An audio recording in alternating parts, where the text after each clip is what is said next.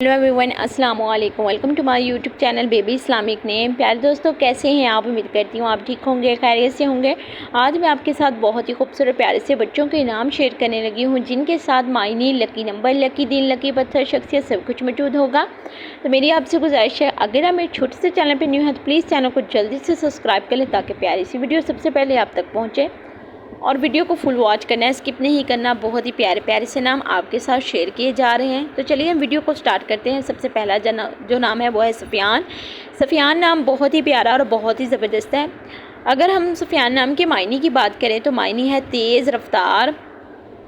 इसी के साथ आगे हम देख लेते हैं सफ़ियान नाम का लकी नंबर। लकी नंबर की बात की जाए तो सफ़ियान नाम के जो बच्चे हैं उनका लकी नंबर 6 माना जाता है, जो कि इनकी ज़िंदगी में बहुत ही लकी साबित होता है। प्यारे दोस्तों, बच्चे या बच्ची का नाम रखने से पहले ये सब चीज़ें आप गौर से देखा करें, ताकि आप देखें कि कौन सा नाम आपने बच्चे का रखना है कौन सा नहीं। लकी दिन की बात की जाए, सफ़ियान नाम के बच्चे का लकी दिन बुध का दिन माना जाता है। इसी के साथ आगे हम देख लेते हैं लकी पत्थर। लकी पत्थर की बात की जाए, जो सफ़ियान नाम के बच्चे हैं उनका लकी पत्थर अकीक का पत्थर है। जब भी कोई पत्थर इस्तेमाल करना का चाहे तो अकीक का करें।